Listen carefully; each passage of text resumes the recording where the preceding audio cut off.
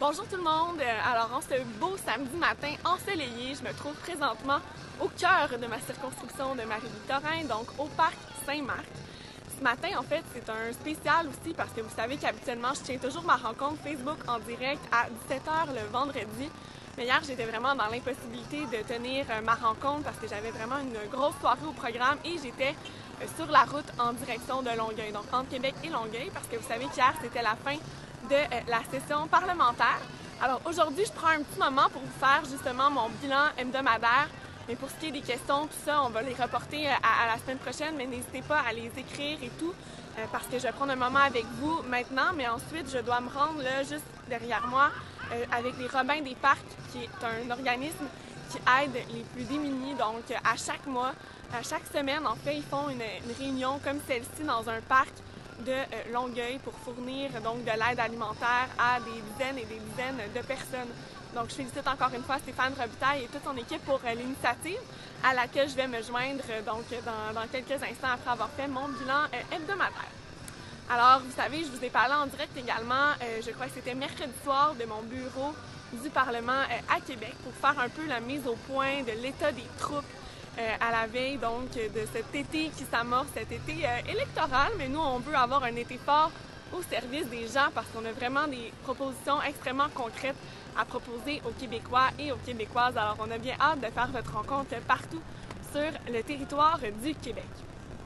Si on revient à la semaine dernière, quand j'ai fait mon bilan plus officiel hebdomadaire, j'étais en direction du cocktail du gala de la relève d'affaires, donc les chambres de commerce du Québec, les chambres jeunesse qui s'étaient réunies à cette occasion-là. Donc, j'ai eu l'occasion de parler et discuter avec quelques personnes, dont le président. Alors, c'était vraiment une très, très belle soirée. Par la suite, je suis allée du côté de l'École internationale à McMasterville, donc dans la circonscription de Bordua. Peut-être que vous vous demandez pourquoi, mais c'est que moi, j'ai étudié, donc je suis une ancienne de l'École internationale de McMasterville, et on m'avait demandé d'être la présidente d'honneur de la soirée de financement, et c'est avec joie que j'avais bien sûr accepté. J'en étais même très touchée, très honorée. Et je suis allée donc avec Cédric Gagnon-Duchamp, qui est notre candidat du Parti québécois dans Bordua. Alors c'était évidemment une très belle soirée. Par la suite, samedi, je suis allée du côté de la circonscription de Brome-Missisquoi pour rencontrer des gens du milieu communautaire. Donc on était à Farnham et j'étais avec donc notre candidate Andréane Larouche. Donc ils se réunissaient un peu pour dresser les grandes lignes, les grandes idées qu'ils veulent proposer aux gens de Brome-Missisquoi pour la campagne électorale en matière de soutien communautaire. Et moi, étant donné que j'étais porte-parole donc pour le logement avant d'avoir des nouvelles responsabilités, j'étais membre du trio Solidarité en action du Parti québécois. Alors j'ai vraiment fait la tournée des régions du Québec pour aller rencontrer nos groupes communautaires. D'ailleurs, on va déposer bientôt le rapport de cette tournée-là. Donc, je leur en ai donné un avant-goût là, du côté de Brome-Missisquoi samedi. Par la suite, donc, en soirée, j'ai rejoint des gens du Comité national des jeunes du Parti québécois qui étaient au Francophonie de Montréal. D'ailleurs, vous avez vu une photo sur ma page Facebook. C'était une super belle initiative de la nouvelle équipe, la nouvelle présidente Frédérique Saint-Jean qui avait réuni une vingtaine de jeunes au Francophonie avant le spectacle d'Éric Lapointe pour aller parler aux gens, aux spectateurs de quelles sont nos propositions au Parti québécois en matière de culture, en matière de langue. Alors, on a vraiment eu des beaux échanges et franchement, les gens étaient vraiment contents de nous voir. C'était vraiment imposant. On était 20 jeunes au chandail du Parti québécois, à la rencontre des gens. C'est vraiment ce qu'on va faire durant tout l'été.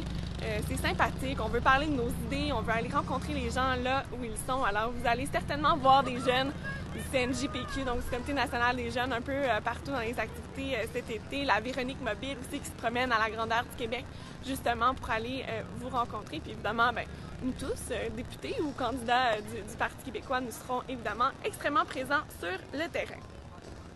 Alors maintenant, si on revient à lundi, vous savez, cette semaine, c'était la session intensive parce que la semaine dernière, on avait manqué une journée en raison du G7, donc le Parlement avait fermé. Donc cette semaine, nous étions censés siéger seulement 4 jours, qui est quand même une journée de plus qu'à l'habitude en raison de la session intensive. Mais là, on était là 5 jours pour reprendre la journée de vendredi dernier que nous avions perdue en raison du G7.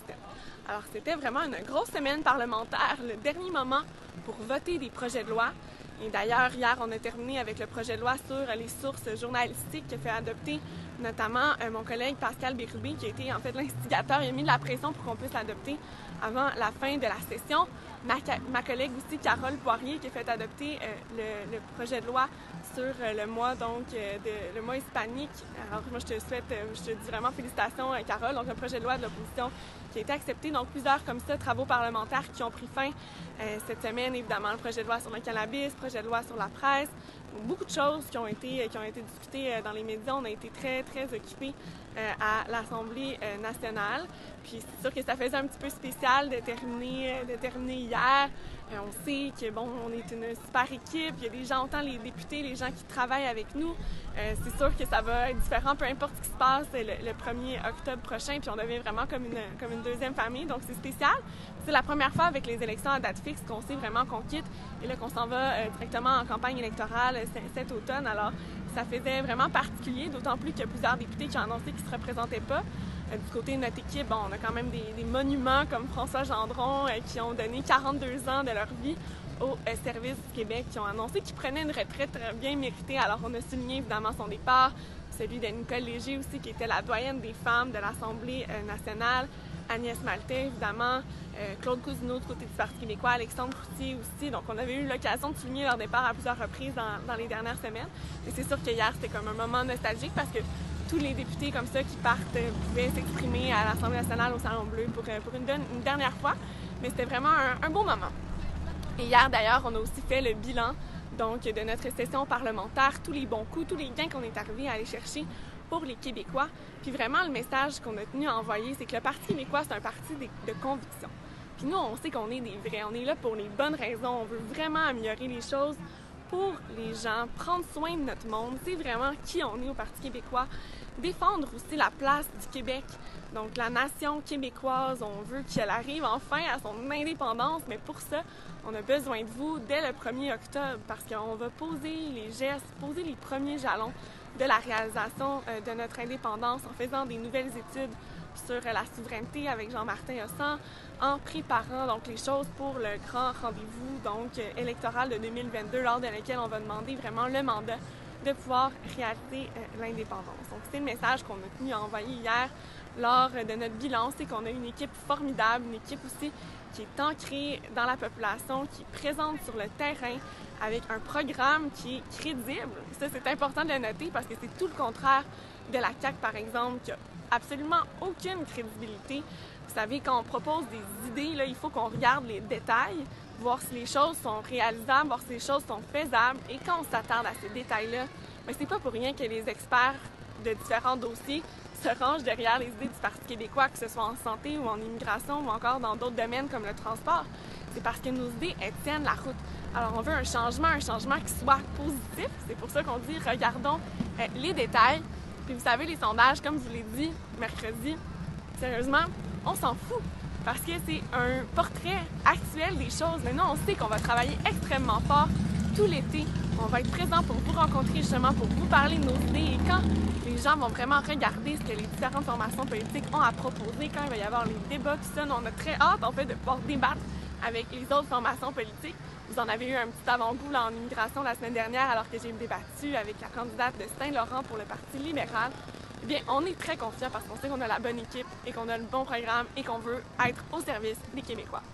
Alors là-dessus, moi, je vous souhaite une excellente fin de semaine. N'hésitez pas, comme je vous dis, à m'écrire des questions, à m'écrire des commentaires, puis je vais y répondre avec grand plaisir vendredi prochain, 17h.